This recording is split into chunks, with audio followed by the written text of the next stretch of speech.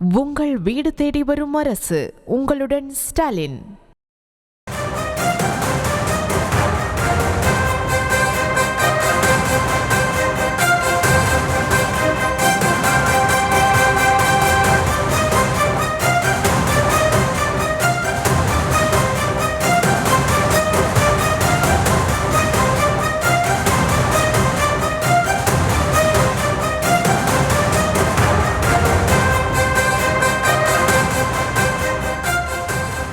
அண்மை செய்தி. பாலியல் துன்புறுத்தலால் பாதிக்கப்பட்ட பெண்ணை விசாரித்த முறை குறித்து உயர்நீதிமன்றம் கண்டனம் தெரிவித்திருக்கிறது. கூடுதல் விவரங்களோடு இணைகிறார் எமது செய்தியாளர் மதியழகன். மதியழகன், உயர்நீதிமன்றம் என்ன மாதிரியான கண்டனங்கள் எல்லாம் தெரிவிச்சிருக்காங்க? முழு விவரங்கள்.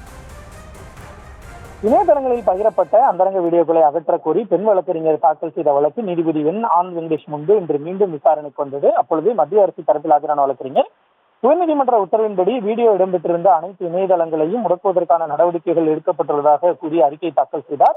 ஆனால் 39 இணையதளங்களில் இந்த வீடியோக்கள் மீண்டும் பரவி வருவதாகவும் அதை தடுக்க வேண்டும் என மனுதாரர் தரப்பில் வலியுறுத்தப்பட்டது.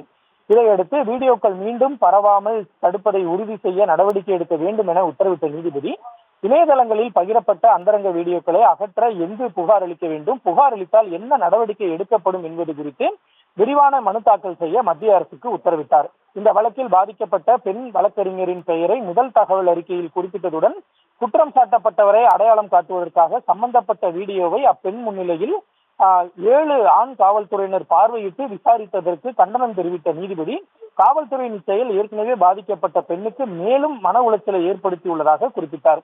இதுபோன்ற வழக்குகளில் விசாரணைக்கு பெண் காவல்துறை அதிகாரிகளை ஈடுபடுத்த வேண்டும் என்றும் நீதிபதி அறிவுறுத்தினார்.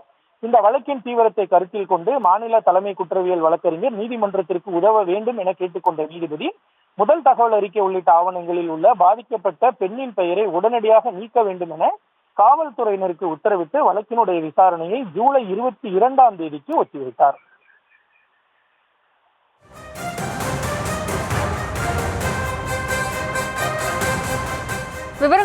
உங்கள் வீடு தேடி வரும் அரசு. உங்களுடன் ஸ்டாலின்.